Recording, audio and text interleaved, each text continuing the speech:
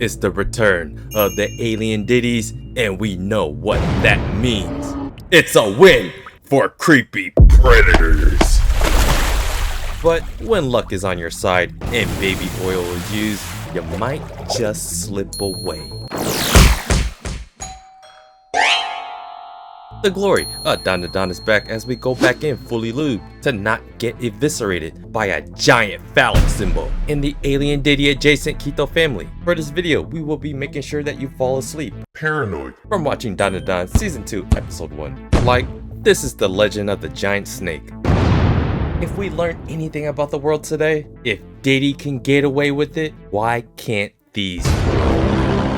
The Keto family men has Momo within their grasp, because when you are the machine, you can get away with it. What these middle-aged scumbags haven't realized is that Momo isn't any normal high school girl. She's a high school that's not so secretly in love with an Okurin. The middle-aged gator predators get rained upon like someone just raided their factory of baby oil as Momo makes her escape. But no, all predators have a rule. Get them while they're young!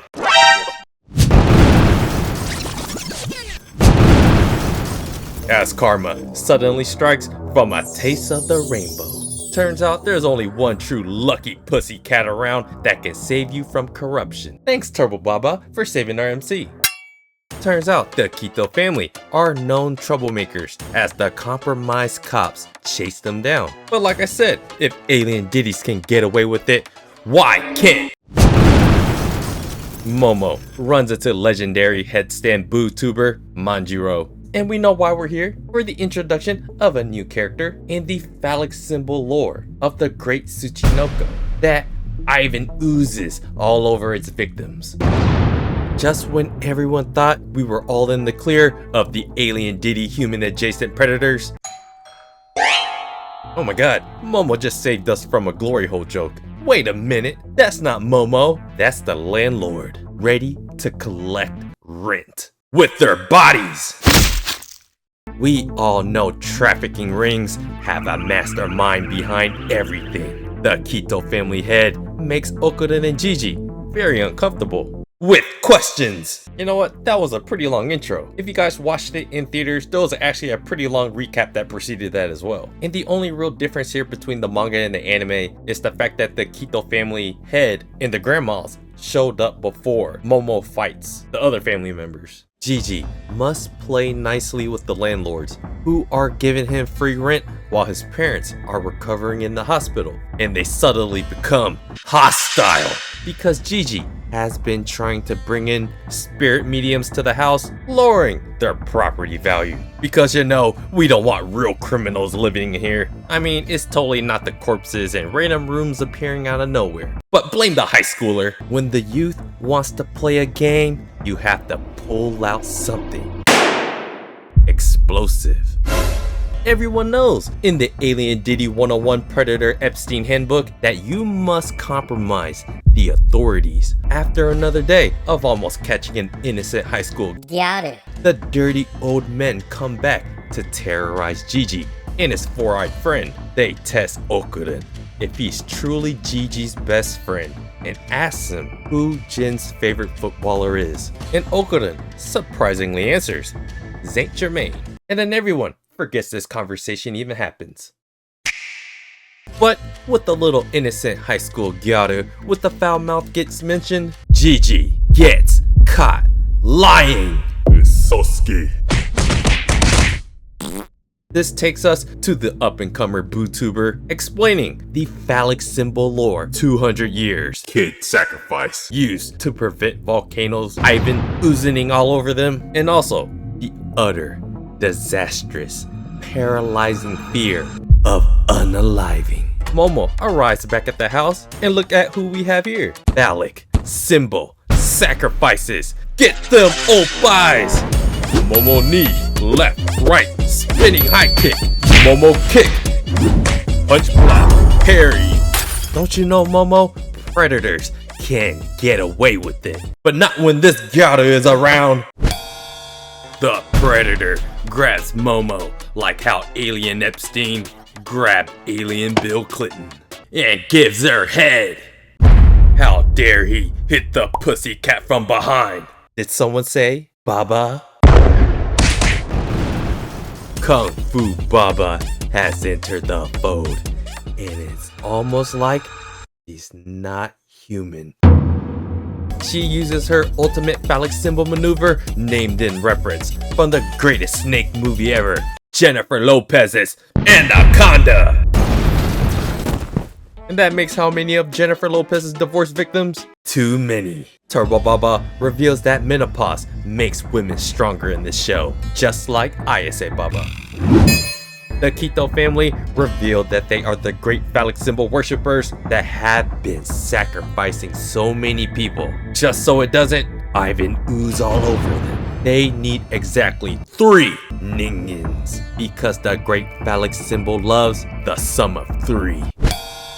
Is this our Masaka moment? Not yet. Momo starts to get engulfed and launches her way into some predator feet. But predators never learn that shonens never give up and never say never. And out of everything that they can do, they throw a couch at them. Everyone falls into the supernatural room, including the Quito family, where they land on an old house, with Momo landing right on top of our boy. Gigi calls for help, 助けて! and he falls into plot armor. Or is it a plot point? And so, what does he fall on top of? You guessed it, the great phallic symbol! Tsuchinoko Kuragari, Mongolian Deathworm. The Quito family offers the 3 as sacrifices, but eats them instead. I guess alien ditties don't get away with it after all. Or do they?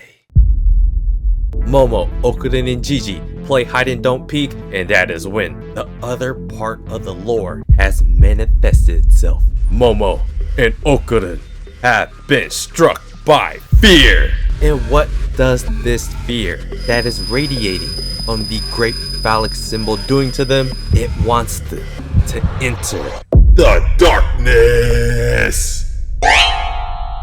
One subtle change here that didn't happen in the manga is Okurin's semi-transformation. When the wanting of self-aliving happened, it actually makes the ending just a little bit more dramatic. One little benefit that you do get from watching the episodes in theaters is you get to see the co-directors talk about making this season. One of the cool things that they did to approach this arc specifically is the horror aspect of it. And it's that study of those horror influences of the horror flicks that was used in this very example right here, with Okurin turning slightly into Turbo Baba. I always love it when comedies, they stretch out very contrasting emotions. Very deliberate contradiction of characteristics within the characters as well. So if we look at the Quito family characters, they are actually very dark characters, but their characters are all cloaked in like comedic qualities. It's what kind of creates that lightheartedness, but at the same time, it's the underlying dark elements. It's like that masking of it that we all know is there and that can be used within the story at any point if they want to change the vibes right away.